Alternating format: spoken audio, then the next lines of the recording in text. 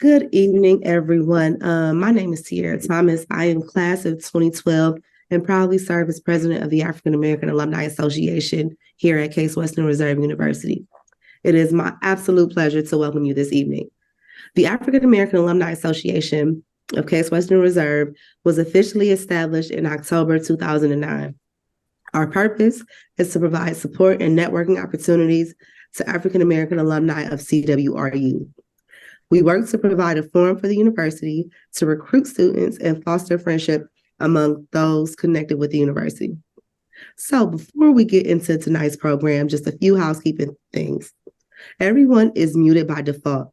We ask that you remain muted to limit background noise during the program. If you have any questions, please drop them in the chat and we will do our best to get those answered. So that we know who you are, we welcome you to rename yourself by clicking on participants, finding your name, and then using the more option and selecting rename. Finally, we do ask if you can turn your video on. We love to see your smiling faces. And with that, I am so happy to welcome you to this installment of Profiles of Inclusive Excellence, a virtual series in collaboration with the African American Alumni Association, the Office of Diversity, Equity, and Inclusive Engagement, and the Africana Studies program to highlight the work and research of African American faculty. Our host for this evening will be Dr. Heather Burton. She is Associate Vice President and Senior Director for Faculty and Institutional Diversity with Case Western Reserve, specializing in gender and racial equity. And with that, I will turn it over to Dr. Burton. Thank you, Tierra. Thank you so much. And welcome to everyone who is a part of our call this evening. We are so excited to have you to join us for our Profiles of Inclusive Excellence.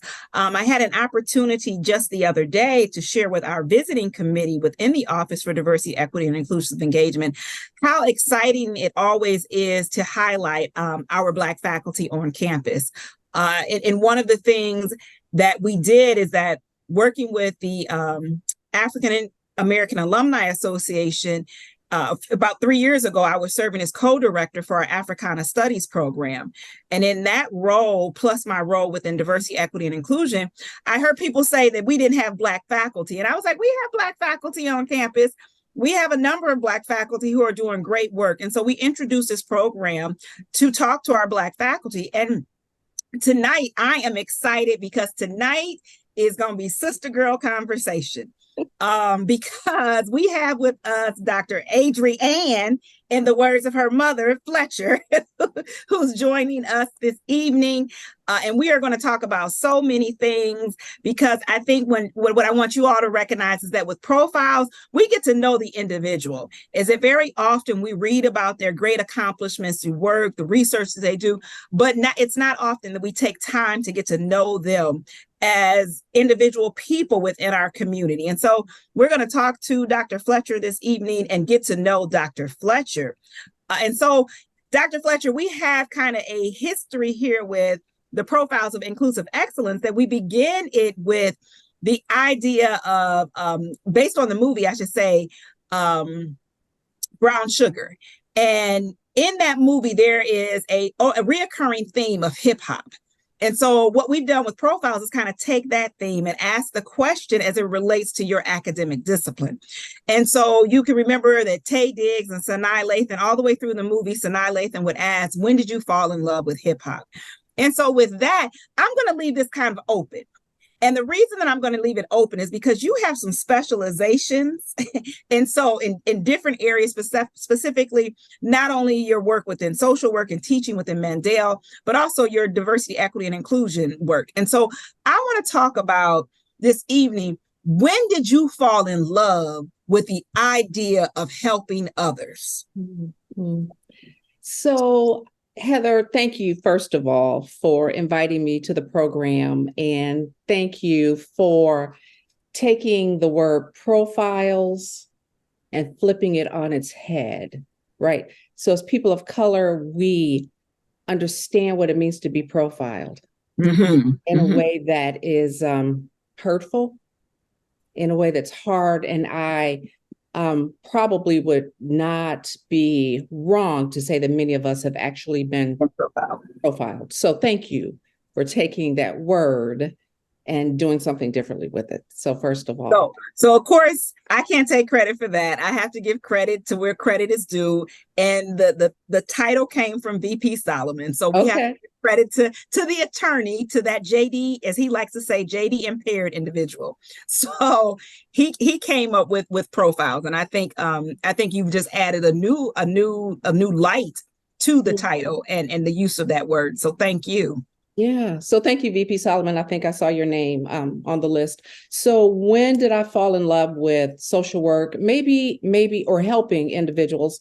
And maybe, Heather, I fell in love really with the work when I saw that there were some folks who were not necessarily being treated in a way that their humanity deserved, that they should be treated. And that was probably very early on in my career, my undergraduate career, when I had the opportunity to do an internship with the Cuyahoga County Child Welfare Department as a 22-year-old. I won't tell you the year because that was another lifetime ago. But it was probably at that age, as an undergraduate student, doing that internship and going into different homes and seeing how families were being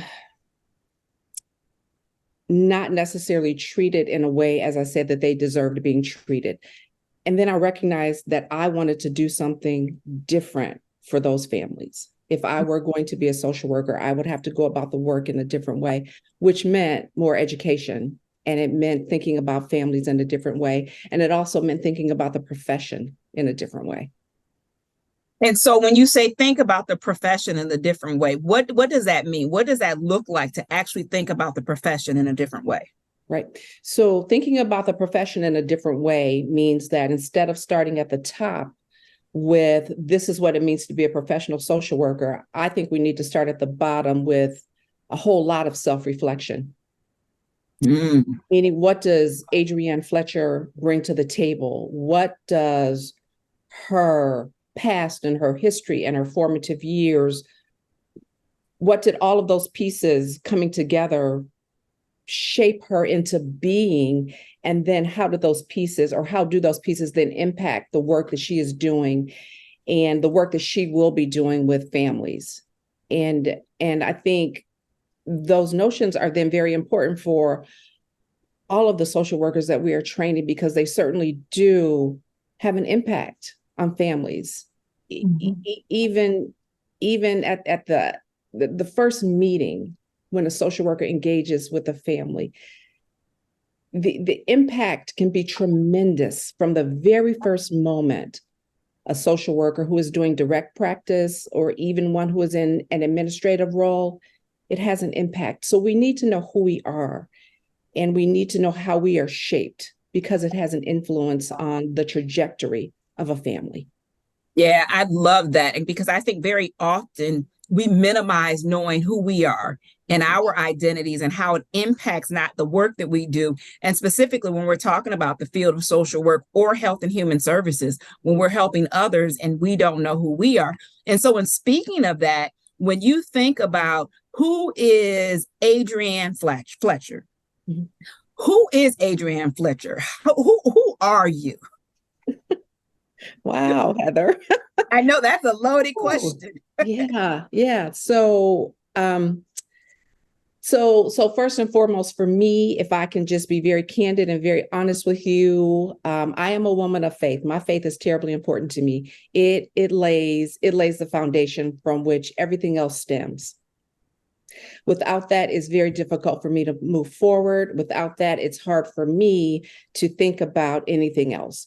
And I know for folks who are on the call and folks who are listening, you are categorizing me right now. You are hashtag, what does that mean? Does that mean evangelical Christian? Does it mean hashtag Catholicism? Does it mean hashtag what? Like, which category should I put her in? Well, if you want to know which category to put me in, you might have to take me out to lunch and I'll tell you more. But for me, I will tell you on this call that my faith is important to me. And it is, as I said, the trajectory or the foundation from which all other things stem. For me, it's terribly important to treat people the way I want to be treated. And that includes individuals that I have the opportunity to serve. So family is important to me. That is a part of who I am. I hope that I have a strong work ethic. I hope that I am a person of integrity. So these are things that I strive for. I hope that when I open my mouth, what I'm saying is meaningful. I will say that, like during my graduate program, I was not a big talker. I would really sit and be quiet because I've learned that I am a rather reflective person. And it wasn't until recently, I think, that I would say that I became more comfortable with speaking up. And that's because you just asked me who I am. I'm beginning to understand who I am. And finding my words in the crowd is I'm becoming more and more comfortable with that. Yeah, I love that. And I love that you began with being a woman of faith. And we often minimize people of faith, especially in this work. And when we talk about helping others. And I know within the field of diversity, equity, and inclusion, so many of us are shaped within our faith. How do you think that faith contributes to you wanting to help others and helping others? So I think, again, it lays the foundation, because one of the things that it does is it really gives me the opportunity to actually put others ahead of me, and to recognize in doing that, I am not going to lose anything. Life is not a zero-sum game. So like, Heather, when you win, I win. Yeah. When students win, I win. When my next door neighbor wins, I win too. Right. So that is something that my faith teaches me. If I can love my neighbor as myself, I will win too. Right. Yeah. And it's interesting, Dr. Fletcher, and as I joke with her all the time, Adrianne. Yes. It's that, we talk about this, and I think Heather McGee in her book, VP Solomon, I always use this as an example in her book, The Sum of Us, talks about this win-win and understanding that. But, it's interesting. I had to get to that point. And I had to get to that point, and VP Solomon really helped me with that. Both and versus an either or, because I came from a background where everything that I did was shaped in my Blackness. And so my research, my work, my programs, everything that I did. And so it took me a minute to be able to shift and deal in this place of both and even being a person of faith, I still was like, God, whatever, but I had to recognize that. And so I love how your faith shapes you. When we think about that, I do want to say to our listening audience, please, by all means, if you have questions for Dr. Fletcher, you can put those in the chat, and I will be taking questions throughout the evening. But shifting gears just a little bit, and I joke with you about the Adrianne because you share that with me of your mom. And so in that, who and what shaped little Adrianne's childhood? Yeah. Like if we were to see you in childhood years, those formative years, what will we have seen? Right, for sure. So you would have seen a little girl who just had a sister who was 5 years younger than her, a two-parent household, and two parents who were very generous. Very generous. This is something my parents would always say: when it's gone, it's gone. So you give to a fault. You can always give. And when it's gone. Right. And so I grew up with the mentality of give and just be generous. And so my parents gave abundantly to my sister and I. And we try to do the same thing. And I am not suggesting that we are always successful. Right. I'm not suggesting that sometimes we are hesitant in giving, because sometimes we are. But overall, we grew up in a very generous household. And our parents gave to us abundantly. Let me give you an example. My father was an auto worker. He worked on Coit Road in East Cleveland. He worked for the Chevy plant on the West Side. My father drove a Mercedes-Benz.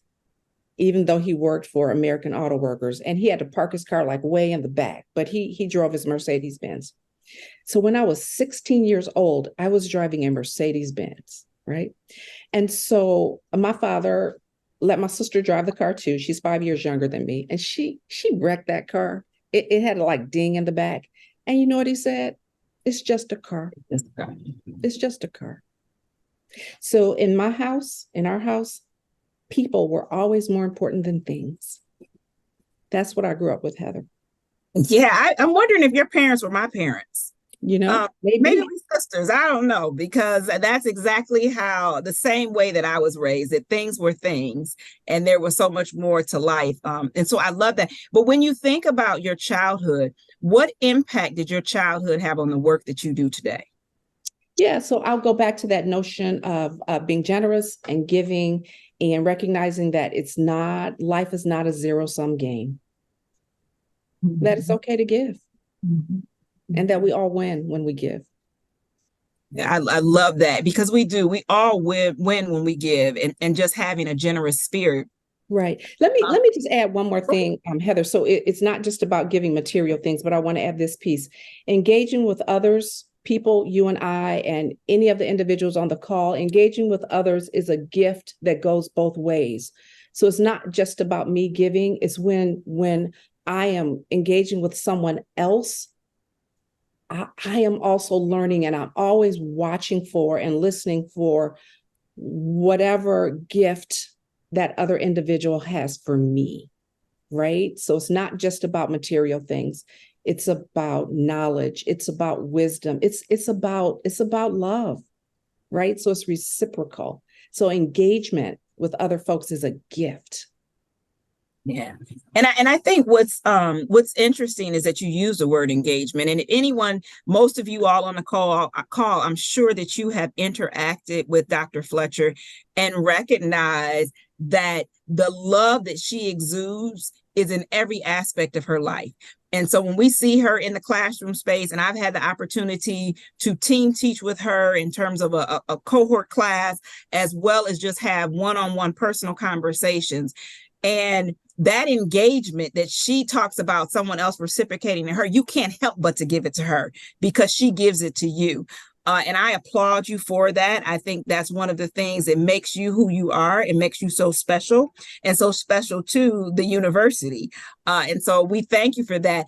I see VP Solomon has asked a question in the chat.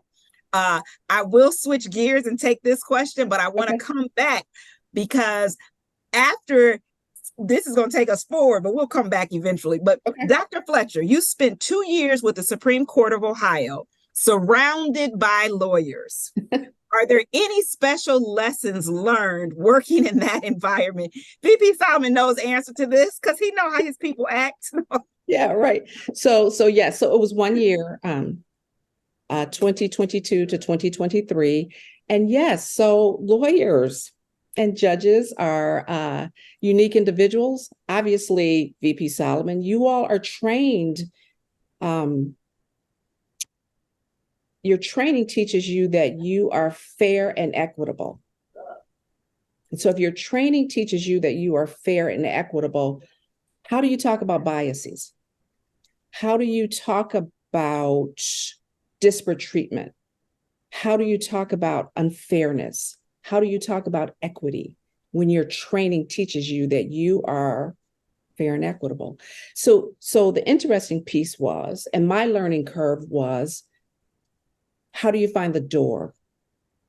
Where is the door? And so that was my biggest learning curve, but we found it.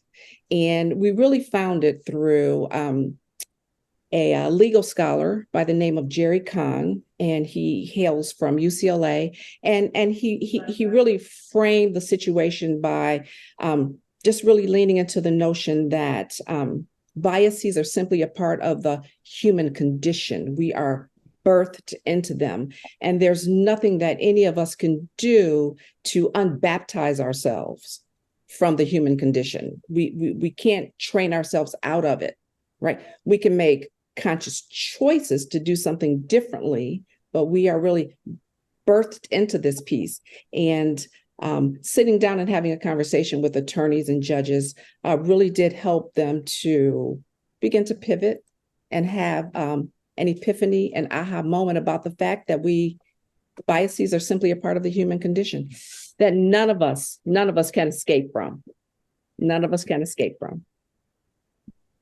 Yeah, and that's so true. And I think that's the hard thing for people to grasp. Mm-hmm. And so you can get attorneys and judges. I think there's hope for everyone. So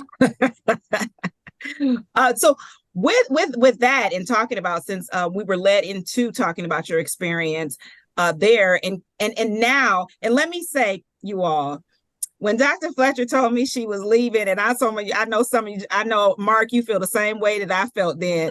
I went into tears. I think I went into a depression for a couple of weeks. Like, I gotta get over this. This is really hurting me to the core of who I am. But then when I found out she was coming back, my whole world lit up. And so now that she's back, I'm gonna hold her hostage. She can't leave unless I leave. But we were so excited for the opportunity that Dr. Fletcher had, that, sure, you couldn't say, no, don't go. And not that we could control that anyways, but it was just a great opportunity to have that experience. But then when she started telling me about what her office looked like, y'all, I was real worried that she was never coming back. Right? 7 floors, right? A view of the river. I said, we're never gonna get her back. But look at Faith. Right? And so now, not only do we have you back in Mandel help me with the title that you are now having Mandel. Is it Associate Dean? Yes, Associate Dean of Equity and Belonging.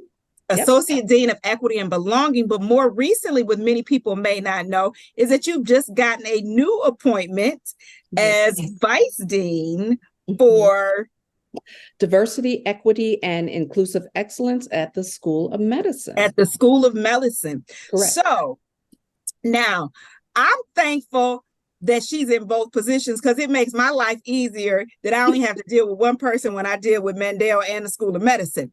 However, it's a lot of work. And it's a lot of work when we're talking about diversity, equity, inclusion, justice. And so in that, how do you manage? No, before I ask that question of how you manage, how did you get involved with saying, this is the lens that I want to work with now? I want to be in this diversity, equity, and inclusive space, especially after your experience and coming back and knowing what you're up against when we're talking about House Bill 83, when we're talking about Supreme Court decisions around race neutrality. And so what is it about this work that keeps you wanting to be engaged? So Heather, I will say this, and I've said it many times over the year that I was at the Supreme Court, and even prior to going, I believe that particularly prior to 2022, that we were riding the crest of a wave, and this wave will not continue to crest. Eventually, it will plummet back into the ocean. But as long as it is cresting, as long as it is not in the ocean, we need to continue to do the work. I know that Dr. Joseph is on this call, and he has stated, as others have said, that we are nearing a time, or we are in a time of racial regression, and not just racial regression, but gender regression and other areas of identity regression. But as long as we have the opportunity to lean into this work in its fullness, we need to do it. So whatever our sphere of influence is, whether it is administration, whether it is teaching, whatever it is, we need to do it, and we need to do it wholeheartedly. So that is why I continue to do it. That is why I continue to do the work. Yeah, and I love it. And I love your commitment and your dedication. Sometimes you talk me off of my my box, where I'm like, I can't do this today. I just don't want to do it anymore. But I thank you for your commitment and dedication to the work, and also to the institution. I think often, people within this work, we see Tina's on the call, Camille's on the call, Mark's on the call, and folks that do this work, VP Solomon, it's often not recognized, one, for the stressors that go with it also. and the burden of you're always being asked. Someone's always asking you to do. And so in that ask, how do you take time for you? What is it that you do for you? Mm-hmm. Well, I'll go back to the importance of my own personal foundation. So we need to always start there. Where is your personal wellspring? Where is that? So first you have to start there, because if that doesn't exist, then you need to find that place. So always start there. And for me, that is where I start on a daily basis. Without that, I'm already a perfect mess. My mom calls me a beautiful mess. Yeah, we can frame it however we want, but we need to start there. Next, we have to have that network, whatever that looks like. We have to have that core group of individuals who we know that we can tap their shoulder at any time and say, I need a reality check. Like, Heather, there have been times when I have sent you a text, right? And there are other individuals on the call when I just say, I just need you to be thinking about me right now because this is going on or that's going on. And then we have our formal networks of individuals across campus who may look like us and who may not look like us, that are allies. And we have allies, right? Just like in the civil rights movement, there were allies. There are folks that we get to lean into and lean on for support. So we need to have our formal networks and our informal networks, and we need to have our own personal well springs in order to survive this. Otherwise, we just can't. We'll fall apart. Yeah. And you're so right. Our networks are so important. And I'm going to talk about another network that you have just because I saw your grandson on the camera one day, but I know that network brings you so much joy. Yes, ma'am. Yes, it does. And since he had an unheather, he actually knew my name. He did. So we had a little bond, but it really wasn't totally into you. He was totally into you. Yes, he was. But it really wasn't me. It was really his aunt. But because I had the same name and I got some love. Exactly. Yeah. And so when we talk about family, tell us a little bit about the family and how you engage with your family, and especially, and what I always say is with this work, because very often what I found out, and one of the things that my therapist, after I took this position in 2020, and I had to start going to therapy because of the the microaggressions and everything else that I was dealing with. But the one thing that she said to me, she was like, Heather, you're going to have to stop talking about Black people in this work on the weekends. And so I joke with my family now all the time. And I say, I don't talk about Black people after 5 o'clock on Fridays. Y'all gonna have to see me Monday morning at 9. And so in that, how do you engage in that pulling back with your family? Because I'm sure they do the same thing to you because they know what you do. Yeah. So I think it's been what do I want to say? It's been a progression, right? So from the time that I first stepped into the work until now, it's progressed into something different. So it's not as intense as it was initially. It's not as intense.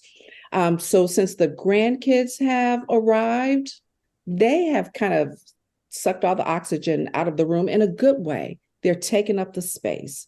And so we can talk less about what Grand-mère is doing and think more about them and their development. But Heather, I will tell you this, my adult children worry about their mom and the work that she does. They really do. They really do, because they know what it means and they know how sometimes this puts a target on your back. Yeah, definitely. So they get a little anxious about it sometimes. Yep, definitely. So where are you going? Who are you speaking to? Do you know who's going to be there? Do I need to come? No, we're good. We're good. Yeah. So yeah. And that's the reality of the work, that it does put a target on your back. And often not only outside of the institution, but also inside of the institution.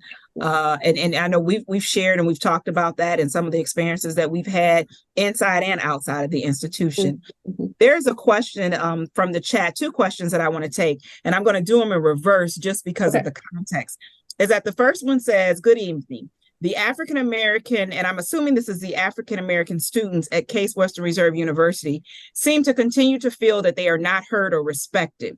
So how does that affect your daily interaction with staff and students?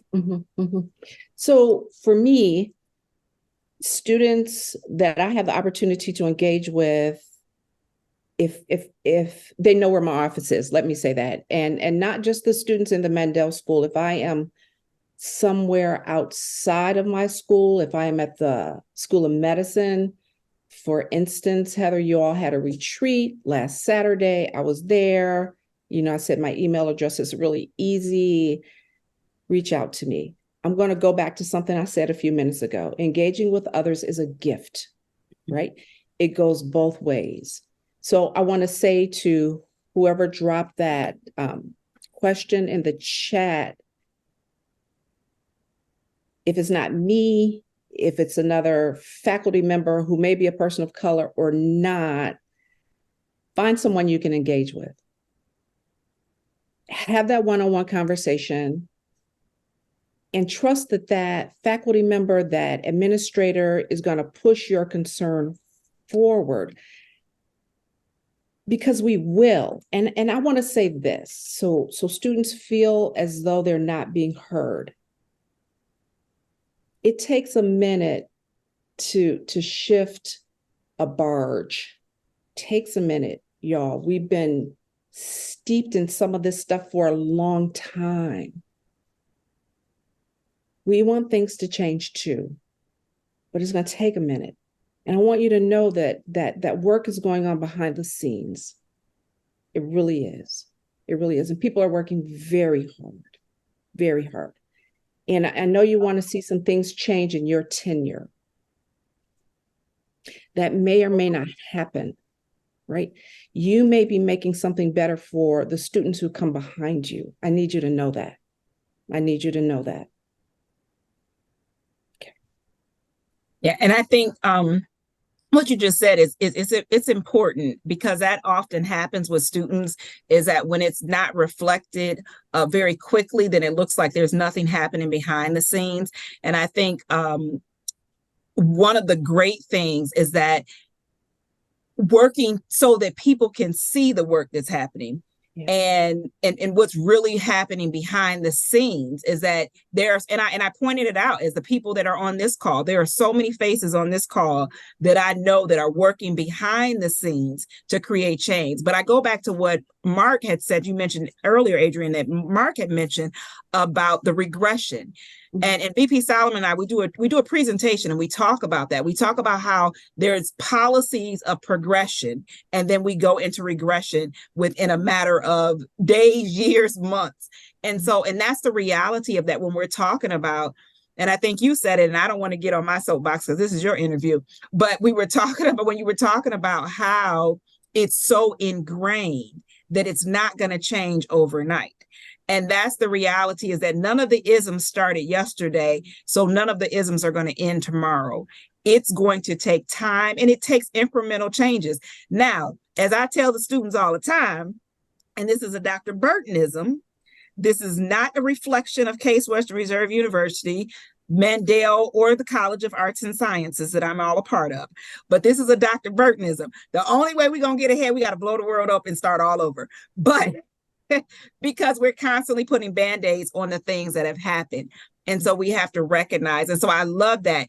And that's the one thing about Dr. Fletcher, you all, if you don't know this, is she does have a yes spirit, and it's probably to a fault. I don't take advantage of the yes spirit. I don't want you to think that, Dr. Fletcher. I don't. But I know if I call her and she's available, you can best believe it's going to be a yes. And like she said, last weekend, she presented to our PhD students and postdocs on what it meant to have an inclusive classroom space. And they loved the presentation. We actually had to end the presentation because they were still going. But it's reflective of who she is, and the students know this. And any student that has had Dr. Fletcher as a professor has had a great experience and share. And if anybody wants to know what it means to have an inclusive classroom space, visit her class at any time. And so when I think about that in your classroom space, What is it that brought you to wanting to actually teach in academia? Well, I got that PhD. I needed to use it. So again, it goes back to, as I said earlier, wanting to train social workers to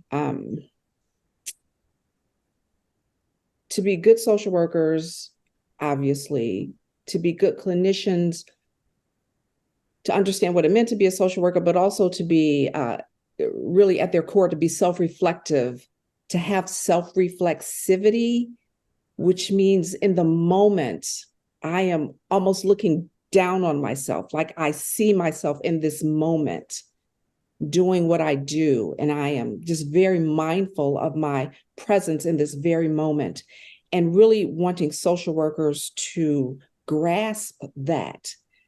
Because in the moment they are in an exchange with a family in direct practice or as an administrator, they have the opportunity to impact the trajectory of an individual or a family for good or for evil. Mm-hmm. And so that's part of one of the reasons, or probably the primary reason, I wanted to teach in the academy, to have that impact or that influence. Yeah, I love that. I love it. And it means so much when you say that, is that your desire was to have an influence and to have a positive influence to help social workers understand what they were going to deal with. And so in that, this question from the chat is appropriate. It falls right in line. Good evening. I would like to ask, what are the words of wisdom you would give to someone at the beginning of their career from a community practice lens? Mm-hmm. And so that's part one. And then also trying to connect with other professionals and expand your personal experiences and skill sets. So what's your words of wisdom for those two areas? Right. So I guess first, I would learn everything I could about a community, like from the outside. So maybe read about the community, just read about it. And after you do that, forget everything that you read about and go sit with the community. Sit with the community. Let them teach you who they are. So like if you wanted to know me, maybe read everything you could. Not that there's stuff out there for real, but then come and sit with me and get to know me, right? And recognize that your job is not to manipulate people to change them. Your job is to walk alongside of them. Paulo Freire taught us in Pedagogy of the Oppressed that it is the individual's will and desire that we as social workers, or whatever profession we happen to be in, it's our job to follow their lead. It's not our job to create goals for individuals or communities. So get to know the community by learning and then sitting with them and then walking beside them. And I think the second part of the question had to do with engaging with other professionals. Was that it, Heather? Yes. So engaging with how to connect with other professionals and then also expand your personal experiences and your skill sets. Yeah. So again, we kind of grow weary of CEUs, but get your CEUs, do your trainings. And obviously when you are doing your trainings, you will likely be in a setting where other folks are wanting the same knowledge that you are receiving. So don't be shy, reach out to those folks. And that's how you just begin to expand your network. Say, hey, my name is Adrianne. What's your name? Oh, Heather. Heather, why are you here? Exchange business cards. Oh, we don't have those anymore. Get on social media, connect via LinkedIn and whatever else, and expand your network in that way so that you are developing as a professional and as a person. Get to know people, be very relational. Yeah. And it moves us ahead. And I think you even talked about this on Saturday when we were thinking about the students and what it means to network, what it means to have a mentor, a sponsor, and to connect. And we're all in spaces where we need to connect. I was thinking, you mentioned that you grew up around Coit. And I spent some days over around Coit. I had ex-boyfriend over there. But but in that, what I was thinking of, tell us about your childhood in terms of education. How did education impact you as a what school did you go to? Because being from Cleveland, what school did you attend, and how did that education impact you? Yep. So it was actually, Heather, my dad worked at the auto plant on Coit. We lived in Garfield. So I was way over on the other side of town. Yeah, you were on the other side of town. Way on the other side of town. So I went to elementary school in Garfield, and I graduated from Garfield Heights High School when it was 5% Black. And so my education was steeped in that environment where I knew what it was like to be minoritized. I knew what it was like to be bused to the other side of the tracks, because while our elementary school was right there in our little community, which was mainly people of color, our junior high school and our high school was on the other side of the track. So we knew what it was like to be minoritized. And our little community, we weathered it. We weathered it together. We were as thick as thieves on that bus, and we supported each other and we loved on each other. But we knew what it meant. We knew what we were walking into and what we were walking through. And I want to tell you how supportive we were of each other, because we so desperately wanted representation on our homecoming court. Our little Black cohort, decided who we wanted to be on homecoming court. So we picked two people, a guy and a girl, and we focused all of our votes on the two of them. And for like some white students who didn't know who they wanted to vote for, we told them, well, you're going to vote for these two people, right? And the folks were myself and a young man named Curtis. And for sure, we got on homecoming court, right? Because we knew what to do. We knew what to do. We knew how to rally around each other and support each other. So I grew up steeped in that. Like, we were like advocates and we didn't even know it. So that's what my formative years were like. Yeah, I love that. And I love how you use that example of how you all came together, which is often what we do behind the scenes when we're talking about this work, is that we come together and say, you voting for the homecoming court, this we voting right. for. In a different manner and means, but it's the same concept. Yeah. And I laugh thinking about your experience, because I grew up in North Olmsted. And so if anyone's familiar with North Olmsted. Right. We didn't even have a Black cohort out of 387. But I think it also, and probably I want to ask you this, is I think it prepared me for the work that I do. Yes. Is that experience really propelled me because it taught me? Would you say the same thing? Is that your experience being in Garfield kind of propelled you for what you do? For sure. For sure.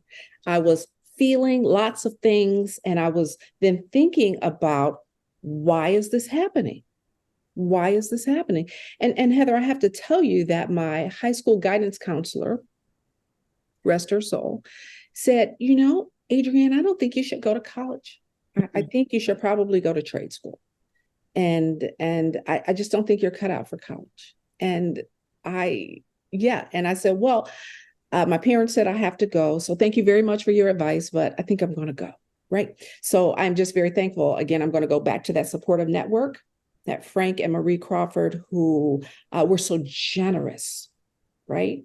So they were not only generous in a material way, they were generous with their wisdom and with their support, right? So yes, it made all the difference in the world. And you can tell that it's been instilled in you. Now, where did you do your undergrad? So the University of Cincinnati, I started there. I finished up at Cleveland State. Okay. So there is a question from the chat, and that question says, what are you looking forward to impact-wise within your first year as vice dean? And then I'm not going to ask the second part, because I want to ask that in two different ways. But so what are you looking forward to in this first year as vice dean? Right. So, when you asked me the question about the individual asked the question about communities, and what do you do? So the first thing that I have to do is to read all I can about medical schools, faculty, students, staff, and then I have to push all that aside and I have to immerse myself in the school and I have to learn. So I have to listen and I have to learn. So I'm going to immerse myself and I'm going to get the lay of the land. I'm going to understand the medical school because it is it's quite large, and that's putting it nicely. It's quite large. So I in my first year, I'm going to work very hard to get the lay of the land and to understand it. Because we can't move forward. You can't move forward with something that you don't understand. So I have to understand it. And I am very thankful, let me say on this call to both Stan Gerson and to Dexter Voisin for just allowing me the opportunity, because they both had to agree to this dual assignment. So yes, I am going to get the lay of the land. Yeah, and two deans that support the work. And so Yes. I think Yes. in that and recognizing what they have in you, I don't think either one of them would have wanted to lose you. But I can't speak for either one, but I'm going to just say that on the call. Thank you. So when you think about some of the challenges, what have been some of your biggest challenges within the institution, inside of the institution, especially as it relates to diversity, equity, and inclusion? So, Heather, I guess some of the biggest challenges are the how. I think we know the what. I think we know the what.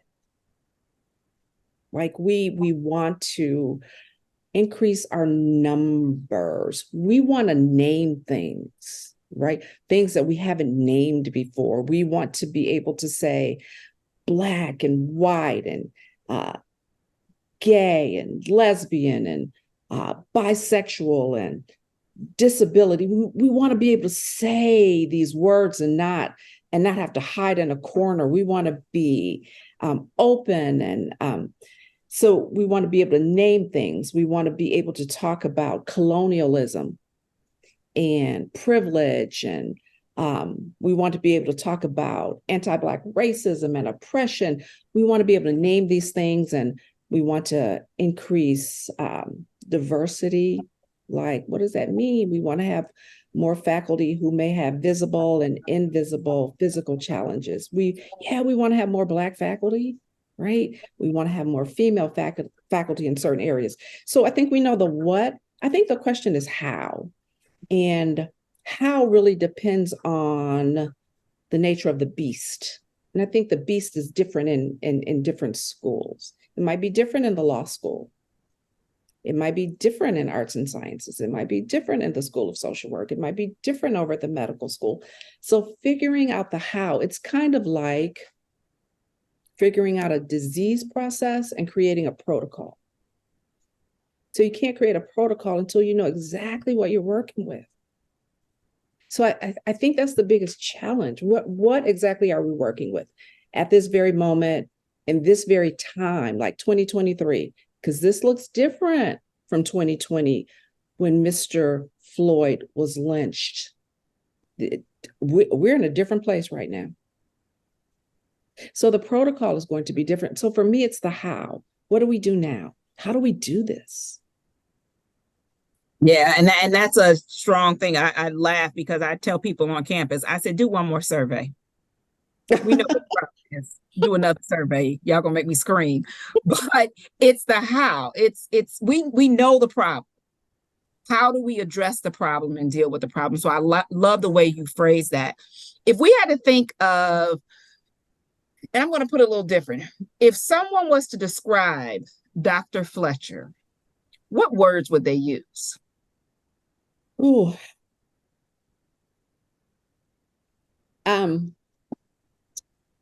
I hope that if someone were to describe me at this point in time, I hope that it would be standing upright, facing challenges head on, someone who's found their footing, forthright, honest, encouraging, kind, patient. Hi, Sarah. I saw that heart. Those are some words that I come up with. Empathetic. Thank you. Yes. Dr. Joseph just gave you empathetic. Another word to help you out. Thank you. And I'm sure there are so many more words that we could all use to describe Dr. Fletcher. And the words that you use, I think that's the important thing, is that they all are a part of who you are. And what you speak is what you do. Someone said committed. Yeah. And then I want to give you this message from Vera Perkins Hughes, and we all love Vera. Yes, ma'am. Hi, Miss Vera. If you Black on campus, you know Vera. Hey.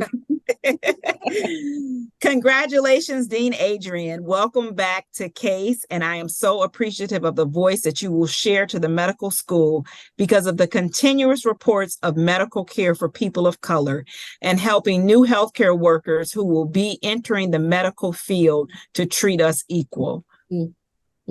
Thank you. And yes, that is a goal.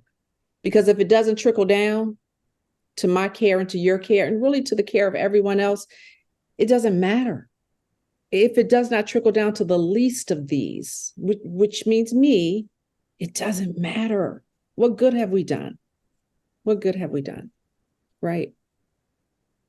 Yeah. And yep, what good have we done if it doesn't trickle down? What are some of the things that you like to do? What do you like to do?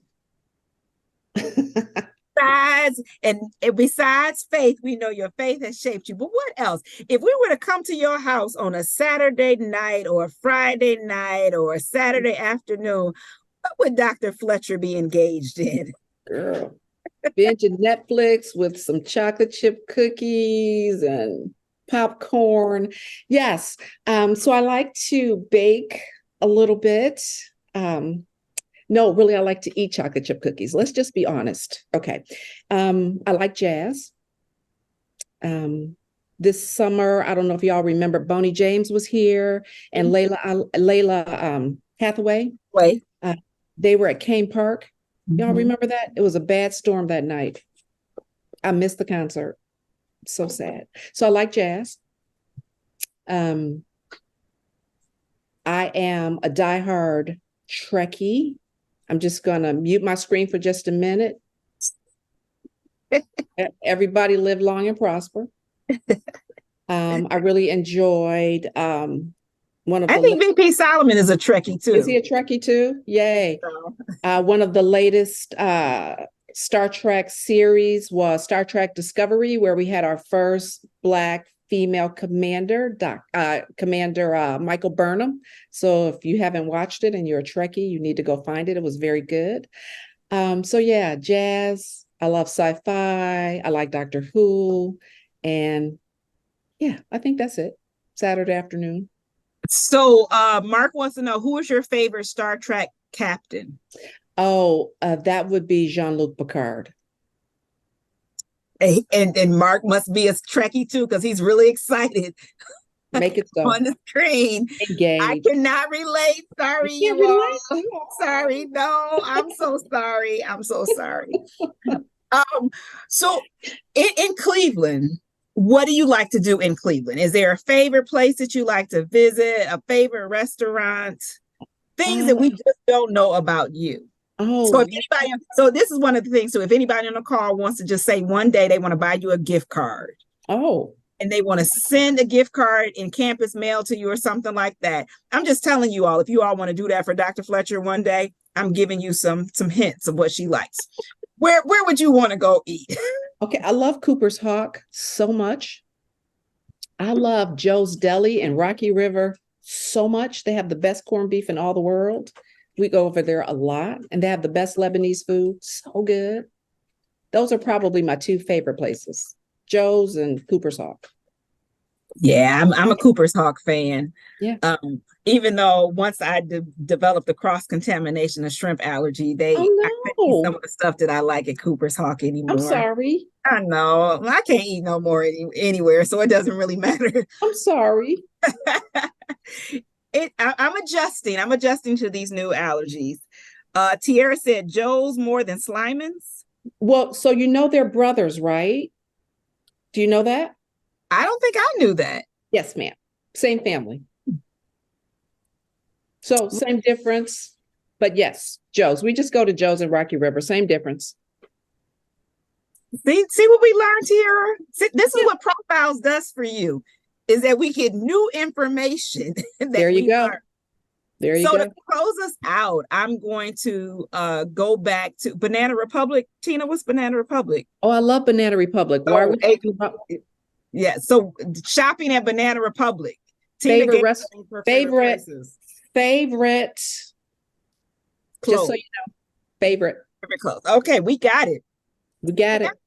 We wanted to know something else, because I saw you the other day. One day, when was that, Mark? We were at Mendel, and that outfit that Dr. Fletcher had on, I was Banana like, Republic outfit. Banana Republic. Like, you looking real good today, Adrianne. But to close us out for this evening, the person put this in the chat, but I want to ask this question as well. And I want to ask it in two parts. The first part is, what do you want your legacy to be inside of the institution? Mm-hmm. And then the second part is, what do you want your legacy to be outside of the institution? Mm-hmm. Wow. So why are we getting feedback? I don't know. Heather, can it be the same? I want to be known as somebody who listened and worked really hard to make a difference in both places. Now, whether or not I was really able to make a difference or not is sometimes not up to me. But I want folks to know that I tried very hard to make a difference on their behalf. First, I listened and I understood the trouble, and then I worked really hard to make a difference. That's what I would like my legacy to be. I love it. I love it. And those are words to live by for any and all of us. And so in that, I want to give you an opportunity. If there's something that I have not asked that you want to share with our listening audience, please, by all means, I turn the floor over to you, Dr. Fletcher, if you want to say any last minute words or any last words. Well, I do. So I just want to, I'm just going to take this opportunity because I didn't do it a couple of weeks ago when I had a chance to. I would like to give a shout out to Ms. Tina Rowan Lining, who is now the Senior Director of Diversity, Equity, and Inclusive Excellence at the School of Medicine. So I want to give a shout out to her because she has assumed this new role, and it is well-deserved. She has been carrying this office for the last 3 years and has done a stellar, amazing job. So when I stepped into the role, we've been talking about a foundation. The foundation was laid. It was laid. Yes. And the other thing I like to do is I was going to introduce my mother, but she's not going to come over here now because she put her bonnet on. It's not happening. That's all right, Mama. I keep my bonnet on as soon as I walk in the house. She put her bonnet on. I don't think she's coming over. She's just shaking her head. But anyway, okay. Thank you, Heather. We're not going to do that to Ma tonight. No, we're not going to do that. We won't do that to her. Congratulations, Tina. I'm so glad that it has happened. I'm so glad. Thank you. I appreciate that. Thank you, Dr. Fletcher. Thank you. And thank you, too. We have an awesome team. We do. Yes. We have an awesome team. And I see some of our other team members on this call, too. Yes. Tracy and Jaleese. And I see Tessiana. And I want to say hi to Sarah. Sarah, see your name. Yeah, Philip's on the call also. Hi, Sydney. I see so many people, and I know I'm going to get in trouble because I'm naming people and I'm going to get in trouble. But it's so good to see so many names. Thank you all. Yes, we won't do that. We don't want you. Well, you can always go back to the old Baptist or the old Black church and just say, charge it to my head, not my heart. That's what we're going to use tonight, Dr. Fletcher. Oh, is that how to do it? That's how you got to do it. Yeah, charge it to my head, not my heart. That'll get you over it. But no, on a serious note, thank you so much. Thank you for sharing your time, your wisdom, your knowledge, and everything that you bring to Case Western Reserve. You have shared with us, and we appreciate you. We are so happy that you are back with us, working hard to improve diversity, equity, and inclusive engagement and inclusion, justice for everyone on Case Western Reserve's campus. And so thank you. I thank you all for joining us this evening. To close us out, I will turn things back over to Tierra. All right. Thank you so much. Thank you, Dr. Burton. Thank you, Dr. Fletcher. This was an absolute pleasure. And thank you all for joining us. So don't forget, we have 2 more of these this academic year. So please join us for our next one on January 17th, where we will speak with Professor Brian Adamson. So, of course, you can always find out more information about the African American Alumni Association if you search us on CASE's website. If you go to case.edu/alumni. And you can also follow us on Facebook so that if you find us, if you go to Facebook, you can search African American Alumni Association or CWRU AAA Alumni. So thank you again for joining us. Have a great evening, and we will see you next time.